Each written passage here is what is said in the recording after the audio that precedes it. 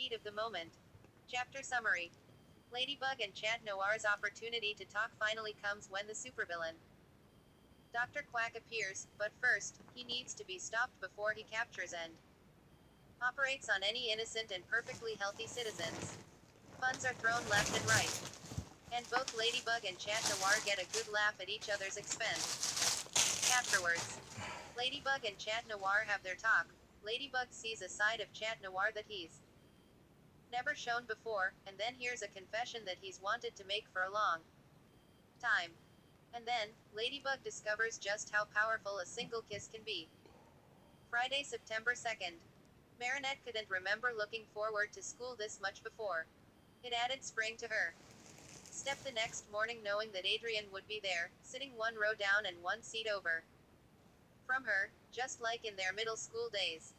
Adrian smiled at her and said good morning with a cheery wave as they filed into the classroom, and she felt like a cup of liquid sunshine was poured into her belly. By the time she remembered to wave back and smile, she didn't trust herself to speak. He was sitting down next to Nino and taking out his tablet. Untroubled, Marinette sat down next to Aaliyah in the row right behind him and just watched him with a dreamy smile on her face.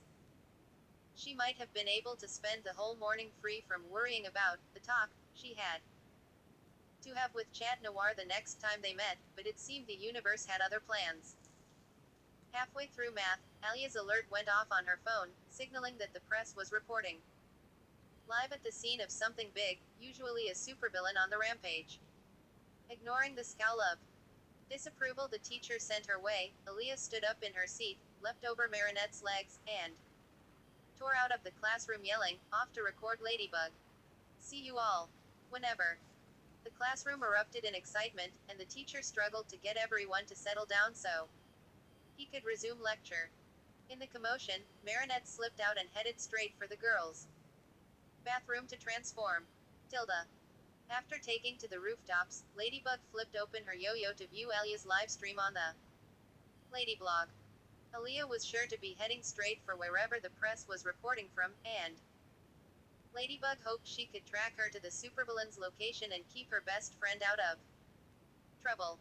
I'm pedaling as fast as I can, but I'm gonna lose this guy any minute. Aaliyah voice growled in frustration as the view through her phone showed what looked like a surgeon dressed in hazmat yellow operating room garb, riding on a gurney that pushed itself and sported multiple straps for restraining hysterical patients. Whoever the supervillain was, he or she was leaving Aaliyah behind at what must have been at least 30 kilometers per hour. Good thing you can't follow them, too, or I might have to rescue you again, Ladybug thought.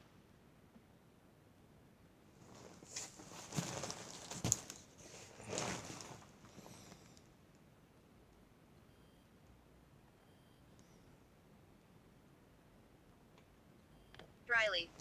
She flipped her yo-yo closed and used it to lasso a nearby smokestack, taking off over the Parisian rooftops. Continually glancing down as she swung and leapt, she kept her eyes peeled for the sight of a surgeon riding on a speeding gurney. When she suddenly heard screaming, she followed the sound to the park, where she was greeted with the sight of people running for their lives in all directions. Sure enough, she spotted the supervillain, armed with an oversized hypodermic needle in one hand and a scalpel in the other. He was pacing around the park, trailing after the fleeing people and calling after them, maybe trying to convince them to let him operate on them. Ladybug had a feeling that anyone he caught would be strapped down on the gurney, and she was relieved that it was currently unoccupied. She would just have to make sure it stayed that way. Just as she was about to leap into action, a familiar voice rang out from the direction of the nearby apartment complex. Hey. Is your malpractice insurance paid up? She easily picked out the black figure perched on the edge of the roof, and shakily drew a deep breath when her heart started pounding nervously. You're fine, Ladybug, she told herself bracingly. Just finish the job the way you always do, then you can feel all awkward and have the embarrassing talk.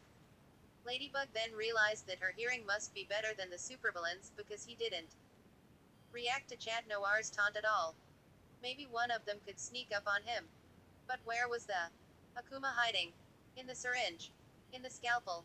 In the gurney. In the face mask. The gloves. The lab coat. We don't have time to strip a supervillain and break everything on him.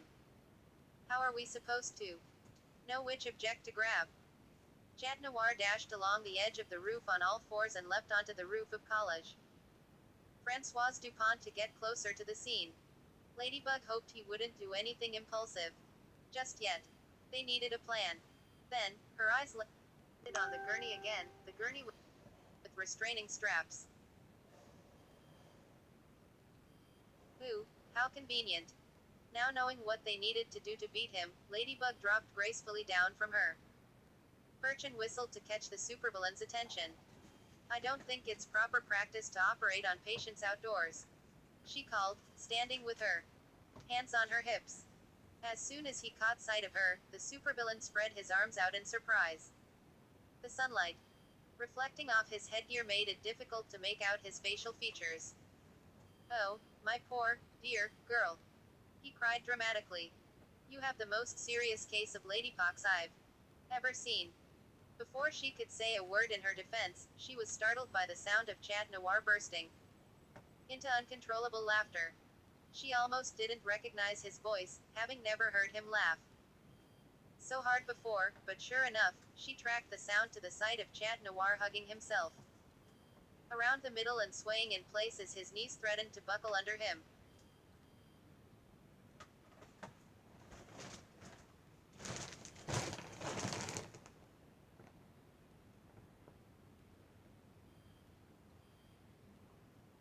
Whose side are you on? She hollered at him, hoping he could see her outraged glare from where he was. From the breaks in his cackling, it sounded like he now hiccuping from the force of his own laughter. She watched in disbelief as he lurched sideways and actually toppled off the roof from laughing so hard. Crossing her arms, she enjoyed as much as possible the ensuing screech and thud of him hitting the ground. She knew a fall from that height wouldn't hurt him, so she felt he deserved it. Serves you right, she yelled for good measure. She heard him wailing something hoarsely from wherever he had landed, but she couldn't make out the words. She decided she didn't care. My dear, we simply must operate as soon as possible, the supervillain exclaimed, approaching Ladybug with what looked like an expression of concern on his face. Just leave everything to me, Dr. Quack, and I'll have you back to normal in no time. Excuse you, sir, Chat Noir called, his voice cracking from the earlier abuse. He came trudging around the corner of the school building, hugging his own stomach and gasping for breath. But if you can mystique my lady's ethereal beauty, for a skin condition, I'd say you would be the one who needs operating on. May I recommend laser eye surgery? Because you are blind. You're still not funny, Chat Noir, Ladybug deadpanned without looking at him. Dr. Quack whipped around to face Chat Noir. Oh, goodness, Chat Noir, he exclaimed. I confess I didn't go to veterinary school, but I think your anatomy is human enough for me to take care of you, too. What seems to be the problem?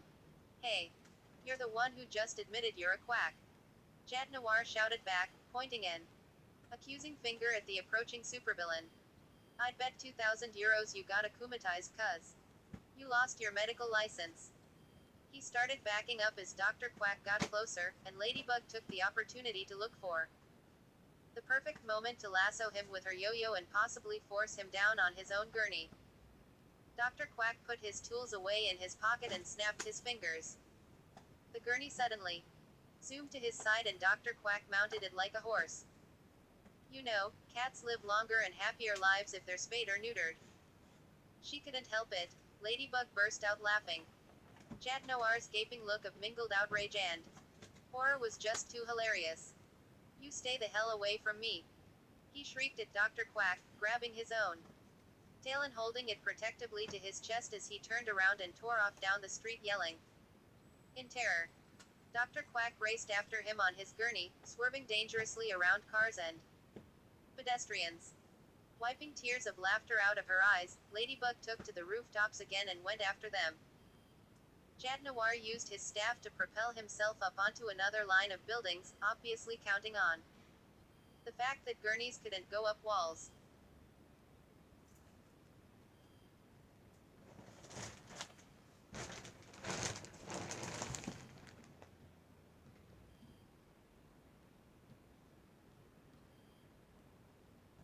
Listen, I am all for improving the quality of life of cats everywhere, Chat Noir yelled down at the doctor.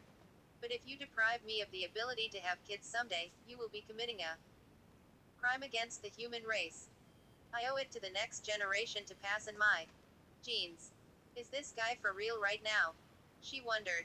If he didn't sound slightly unhinged, she would probably be teasing him right now, but maybe being threatened with castration gave him the right to rant a little bit.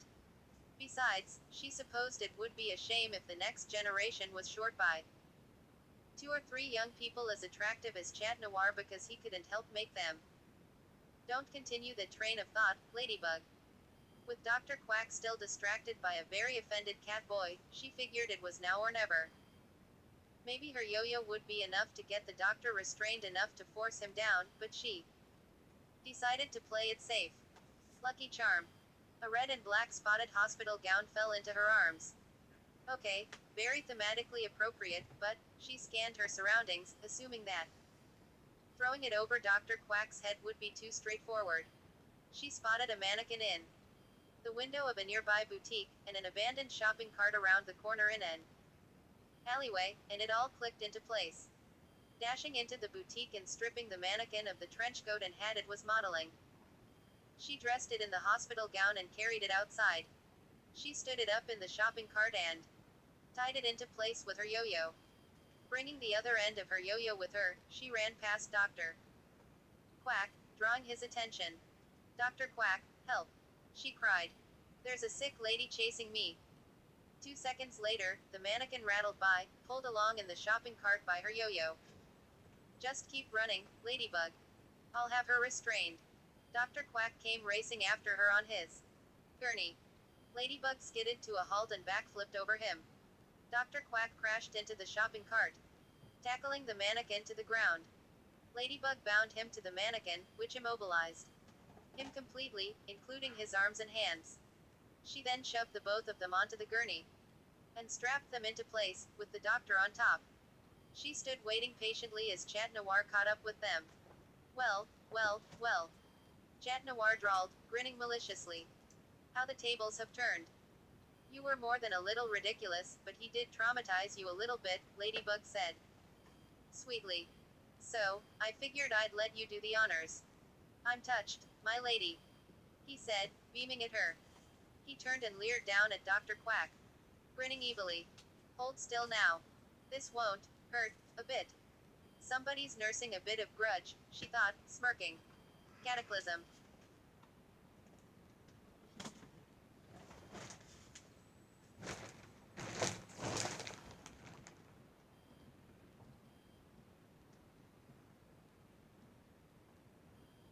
Chat Noir reached out very carefully and pinched the tail of Dr. Quack's lab coat.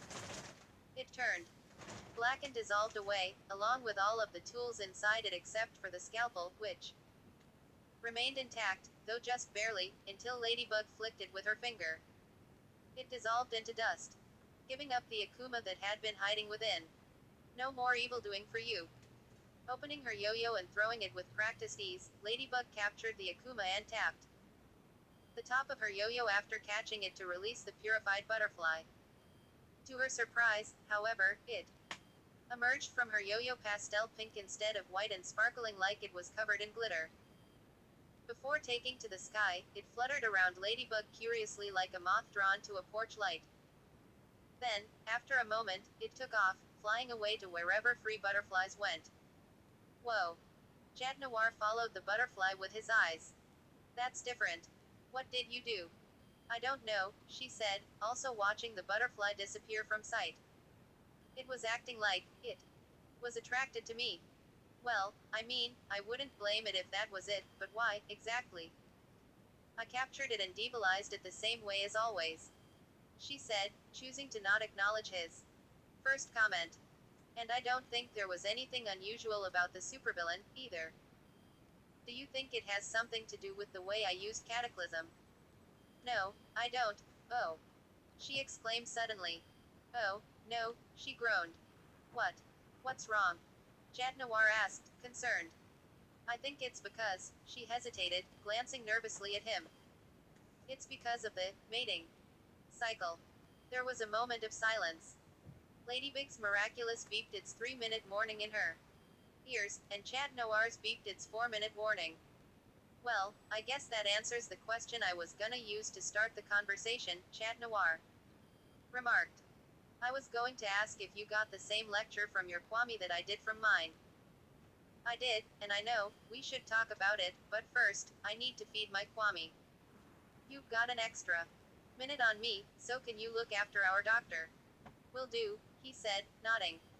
I'll wait for you up there somewhere after I've fed my Kwame, too, he said, gesturing to the rooftops above them. Great, see you soon. And off she went. Tilda. Marinette sat outside her family's bakery against the wall as she waited for Tiki to finish eating her cookie.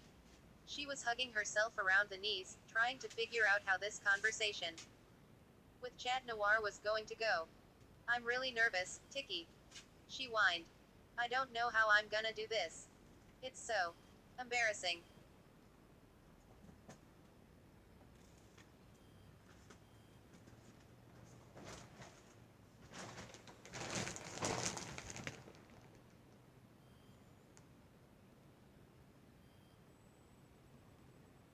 Tiki spoke with her mouth full. Chat Noir is just as embarrassed as you are, he won, make fun of you. She swallowed. It's not as if you're explaining everything about the mating cycle to him, his Kwame will have already done that. You're just making sure you both know how you're going to handle it. Marinette nodded, trying to take Tiki's words to heart. Yeah, okay, I can do this. Yes, you can do this. Tiki swallowed and floated up to Marinette's eye level. Okay, I'm ready. Marinette gulped and stood up. Okay, Tiki, transform me. Ladybug found Chat Noir waiting for her where he had been avoiding Dr. Quack earlier. He was sitting with his arms around his knees, looking lost in thought, until he looked up the moment she appeared next to him. Oh, hey, Bug, he greeted, smiling warmly at her. He really needs to cut back on the pet names, she thought, pressing her lips together as her heart did a little bounce. Hey, she laced her fingers together and shifted from side to side uncertainly. So, you want to take a seat? Chat Noir asked timidly.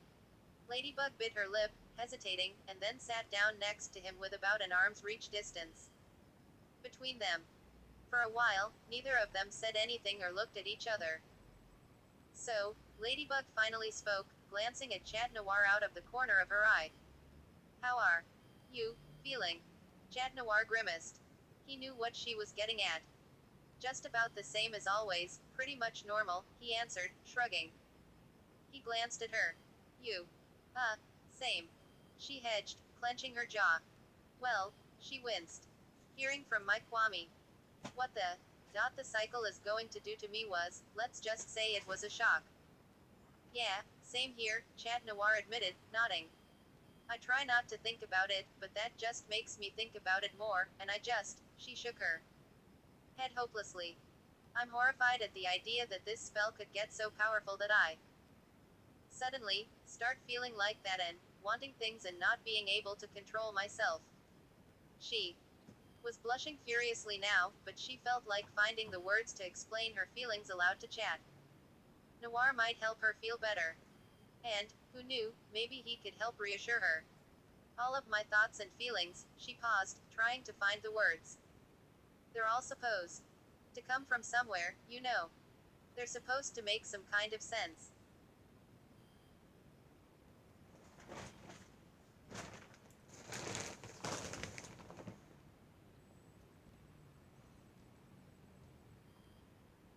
Because, usually you know why you feel something, so you worry about what's bothering you. Instead of the feeling itself, but this, she threw her hands up in frustration. I'm afraid it's going to feel like my miraculous is trying to take over my mind. Chat Noir nodded silently in understanding. Yeah. I think I know what you mean. There was another long silence. She felt grateful that Chat Noir seemed to understand how she felt, but wondered what was on his mind. What are you most worried about? She asked timidly. If you don't mind telling me, of course. He smiled ruefully at her and then appeared to consider his words. He trailed off, and shakily took a breath.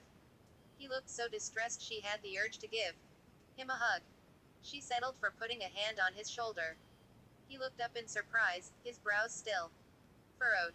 Hey, it's okay, she said soothingly. You don't have to tell me.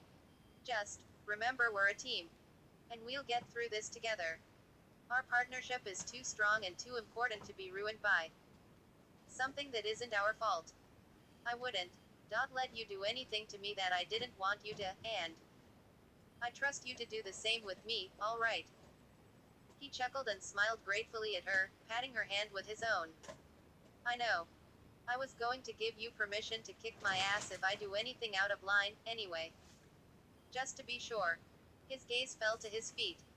I was scared to death of the idea I might force myself on you, he whispered, his voice cracking at his last few words. She squeezed his shoulder, moved by how emotional he clearly felt about this. I swear I would rather go swimming in the Seine in January than consider the thought, he croaked, but the way my Kwame was describing how bad my symptoms could get if we saw each other every other day, he shook his head, cutting himself off. I couldn't live with myself if anything like that happened. He took a deep breath and seemed to relax somewhat. Luckily. Though, when I asked him about it, my Kwame said he was almost absolutely positive I wouldn't. Even if you felt like you were going crazy with, you know? She asked. He said that, no matter how bad the symptoms might get, that they can't change our personalities. I'd never take advantage of you, and that won't change even if I feel like I'm dying from blue balls or whatever. I see, yeah, I think my Kwame mentioned that, too. But then, are you just going to end up just suffering in silence, then? She asked. He looked sheepish and suddenly had a hard time meeting her gaze. His head shrank down to hide in between his hunched shoulders. Okay, you're not going to try to avoid that one, are you? She said, raising an eyebrow. If you're not going to do nothing, then what do I need to brace myself for? I'm not trying to avoid the question, it's just, he threw his head back and threw an expression of, oh God, why me? To the heavens. It's just really embarrassing.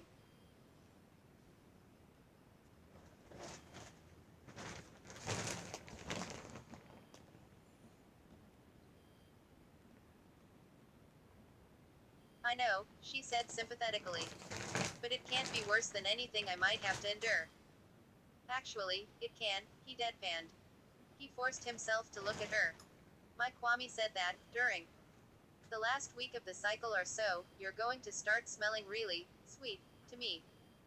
Well, sweeter than usual, he said. Me, though, he winced. Are you going to smell? I don't know, musky. She guessed. Like, whatever sex is supposed to smell like. Chat Noir snorted. Ha. I wish. He said.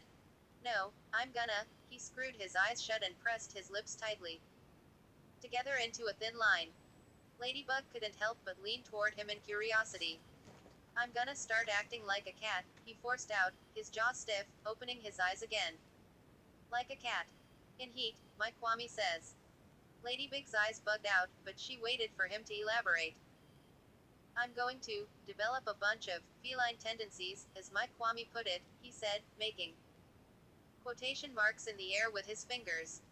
I don't know if I can even remember all the quirks he listed. Meowing, caterwauling, yowling, oh, he squeezed his eyes shut again. Love biting. He squeaked. Ladybug's soul emitted a tiny choking sound as it left her body for a moment. Love biting. She echoed in the world's softest whimper. You're you're gonna try to bite me. Why? Not to hurt you, I'm sure. He rushed to assure her, waving his hands. I don't even know if I could, because of your suit. Hurt you, I mean. Ladybug could feel her face heating up. She wasn't quite sure what love biting meant as it pertained to cats, but if it was anything like what love biting usually meant for humans. Oh, God. The image of Chat Noir gently but feverishly scraping his teeth against her neck, as he panted. against her skin and nuzzled his nose under her jaw. Ladybug. She gasped, snapping out of it. Sorry. She squeaked, scratching the back of her. Kinda, spaced out for a second, there. Yeah, no problem. He said, looking like he didn't quite believe her. Another stretch of awkward silence. Chat Noir took a deep breath and let it out with a whoosh, as though bracing himself for something. Ladybug eyed him nervously. So, my Kwame told me about another difference between how we're going to be experiencing the mating cycle, he began haltingly, carefully considering his words.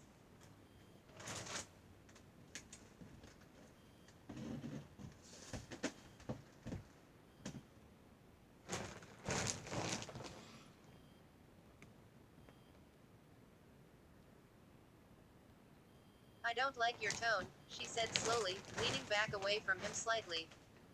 Is this even worse than you love biting my neck?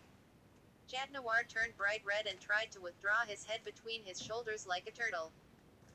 Then he suddenly straightened up again and eyed her curiously, though his face was still red. Did I say that I would be biting your neck specifically? She froze. Her eyeballs tried desperately to pop out of her sockets to escape the heat of her sudden blush. Maybe. Oh. K. Once again, it looked like he wasn't sure if he believed her or not. So, what were you saying? She asked. Oh, so, my Kwame said that this whole situation might seem, I guess, either not so bad or worse to each of us depending on how we saw each other normally, without the mating cycle messing with us. I mean, I don't think the mating cycle is going to change how we feel about each other, necessarily, it's just going to make us feel lust for each other. Am I making any sense? He asked, looking at her nervously. I think so, she answered hesitantly.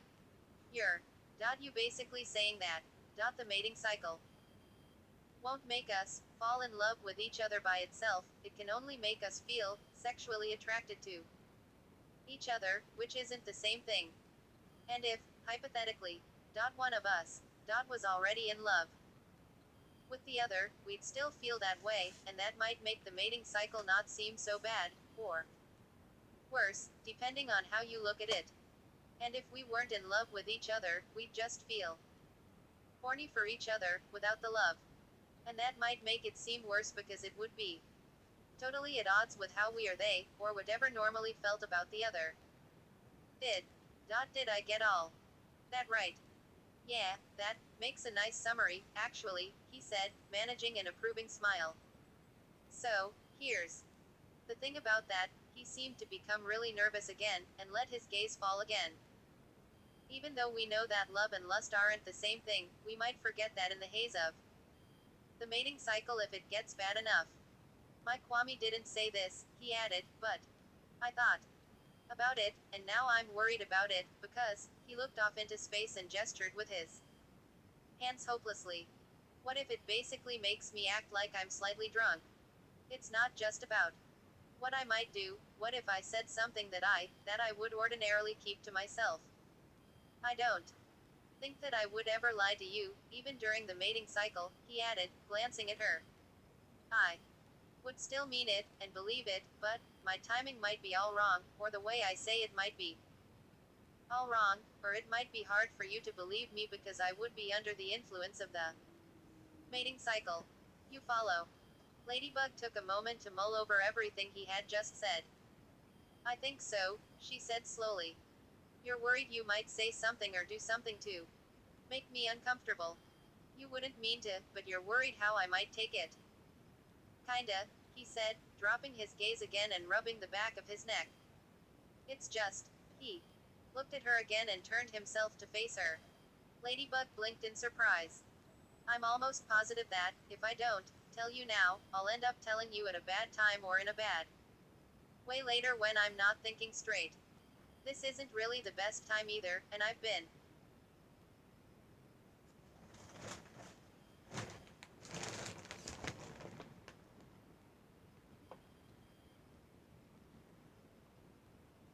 meaning to tell you for For a while, but I just never did. He kept breaking eye contact. He was really nervous about this. Ladybug was feeling really nervous, too, but she wanted to be a good listener, and she really appreciated how honest he was with her, so she tried to look patient and receptive. Okay, she said, nodding. I'm listening. His eyes were darting around even more, now. His eyes were bugging out a bit more, and his ears even drooped. Hey, it's okay, she reached out and patting his hand. Whatever it is, I'm happy you're telling me all this. She smiled reassuringly. I know this has been a really awkward conversation. Yeah, you can say that again, he said, grimacing. Phew. Okay. He met her eyes again. He looked almost like he was nervous enough to cry. Oh, Kitty, she whispered. Come here. She lunged forward and dragged him into a hug. He gasped softly in surprise, and then his arms wrapped themselves her and squeezed her tightly, as if by reflex. Are you afraid I'll be mad? She asked. Or upset? Is it bad news? No, he mumbled. Not bad news. Dot and I don't think you'd be mad, but, he drew in a shaky breath. I'm worried it'll make things awkward between us. Dot and I really don't want that. We've already gotten through with talking some pretty awkward stuff, she pointed out. And this mating cycle is going to put us through a lot more awkward stuff whether we want it or not, but we'll get through it. You're worried it'll be even more awkward if I hear it later, right? Yeah, he nodded, and his hair tickled the side of her neck. Then the hollow behind the corner of her jaw tingled as he sniffed her. You smell nice, he mumbled. You always smell nice. Thanks, she mumbled back, blushing. She had a sudden urge, and she resisted for a few seconds, but she gave in a few seconds later and nuzzled his neck with her cheek, while she took a sniff of her own. He smelled like the outdoors, and there was another smell that she didn't know how to describe. She could only label it as Chat Noir boy smell. She theorized it was part hair and hair products, part body wash and skin, part natural musk of teenage boy. She was pretty sure she had never deliberately smelled him before, but his scent was still familiar, even pleasant if she was being honest. She felt a tiny shiver go up Chat Noir's spine at the sensation, and instead of making her feel self-conscious, she felt pleased with herself, for some reason. The tiniest of movements, the tiniest of touches from her, and his physical response had been instantaneous, and not stifled in the least. It deeply intrigued her in a way nothing ever had before. Quote. Ladybug.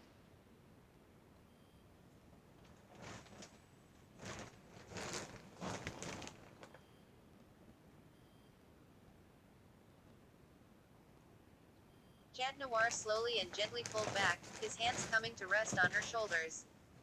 With his face less than 30 centimeters away, she could see his gaze flicking between her eyes and, once, downwards briefly to her lips. Ladybug, he murmured again, I love you. This declaration seemed to take all the breath out of him. He squeezed his eyes shut and took another deep breath. You are, the bravest, smartest, most amazing girl I know.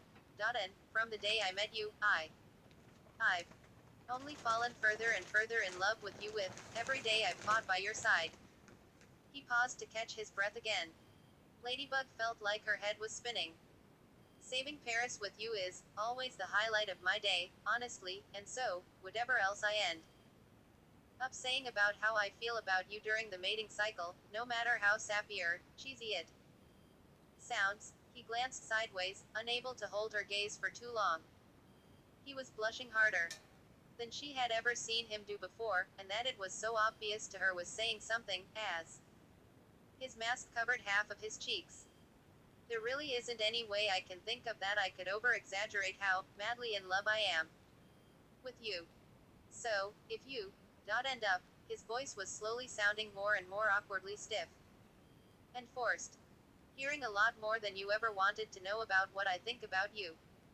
I apologize in advance. Smiling ruefully at her, he leaned back and finally took his hands off her shoulders. That's it, he said. You don't have to say anything, he added, holding out a hand. I know I just dumped a lot on you, probably a lot more than you needed to hear. He grimaced. Apologetically, his eyes still darting around shyly. I wanted to wait for the right moment, but it never seemed to come, so, yeah. They sat there in silence for a long moment. Ladybug was still stunned.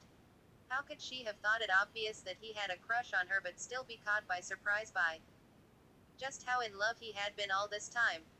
How could she not consider that what he felt for her was more than just a boy trying to impress a pretty girl? He was willing to die for her, and she knew this. How could she think so little of his feelings? His good heart was what made him a worthy superhero, a superhero who could be trusted to responsibly wield the power to destroy anything he touched. This boy in a black catsuit was as golden inside as his hair, and, deep down, she had always known this, too. Chat Noir heaved himself to his feet, jerking her out her days. Well, I guess we'd better go our separate ways until next time, he said hesitantly. He pivoted. Maybe 15 degrees left away from her but lingered, his nervous gaze returning to her face over and over again. Ladybug had stood up after him, and had now grabbed his wrist without thinking. Chat Noir, wait. He froze, staring at her curiously.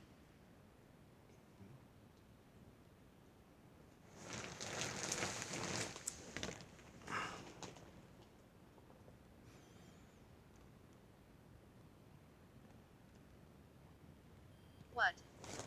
Ladybug blinked, feeling lost in her own emotions.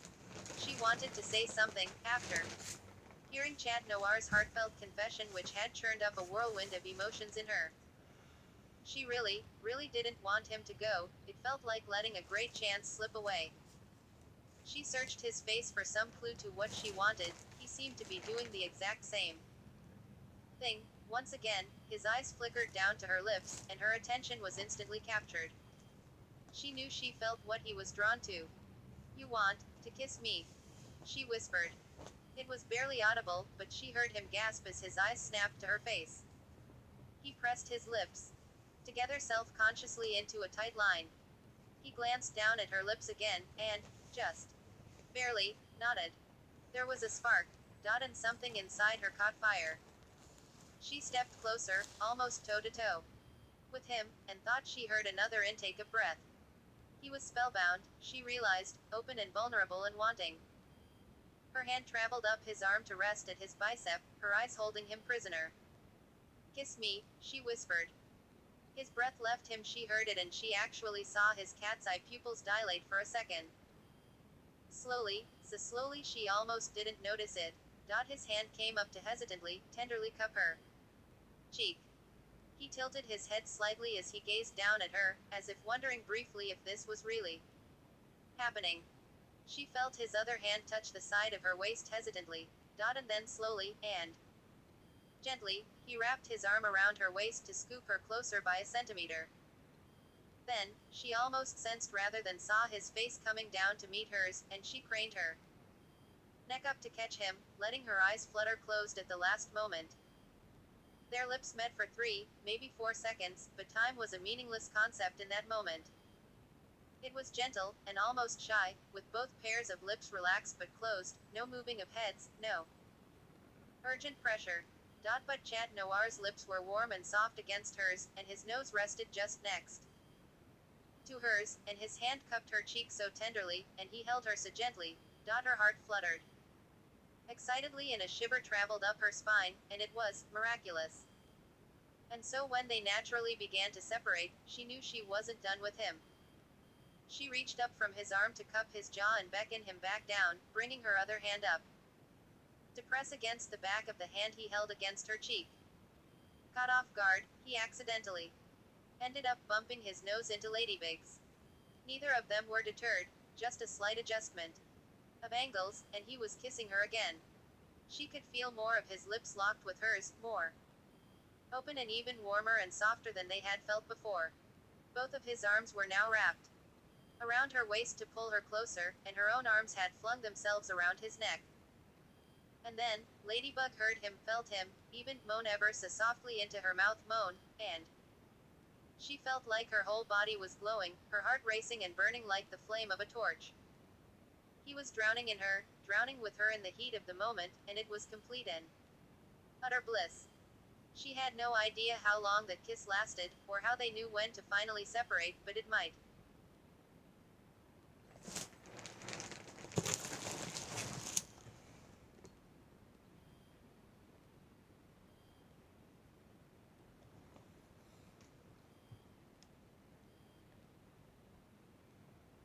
have been only to catch their breath. She inhaled deeply exactly as she heard him do the same, and they lingered there, gazing blearily at each other, coming slowly out of their trance.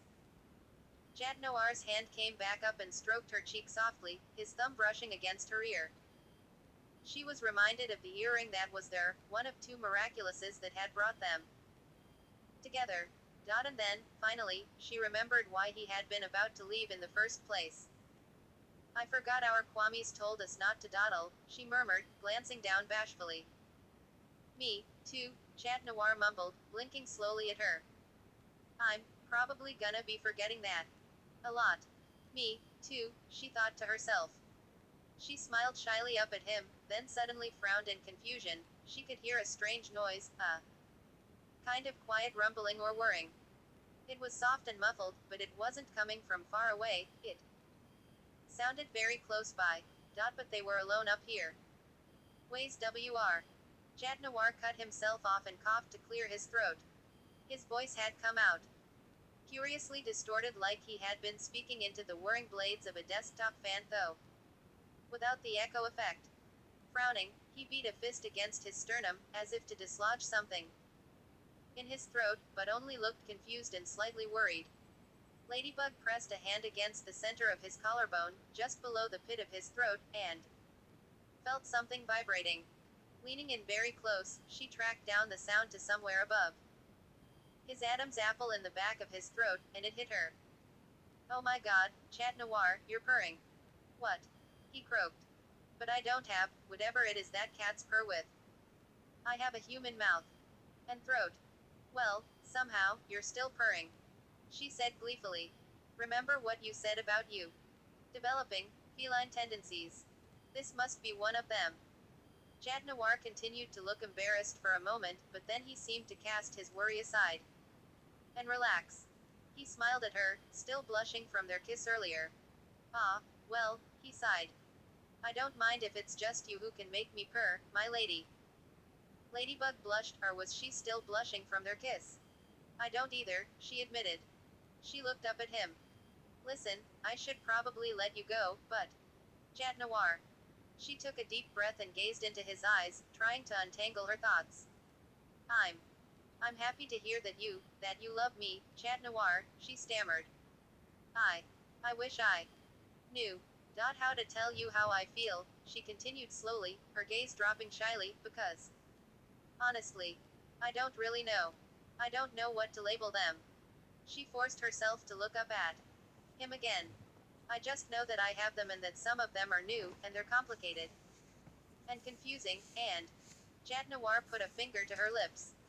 He beamed at her, his smile stretched to its greatest width and his eyes shining with so much raw adoration that it took her breath away.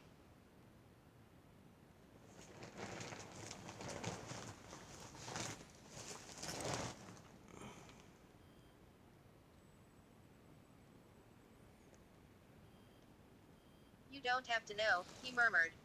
Just this, what you've given me today, that's enough to make me the happiest cat in Paris. He removed his finger and scratched his temple. The mating cycle probably isn't the best time for figuring out feelings, anyway. But Ladybug. He cupped her face in both of his hands. Her heart throbbed at this display of tenderness. I'm happy to wait as long as you want me to. So, no pressure, my lady. I'm already yours. Chat Noir, she was at a complete loss for words.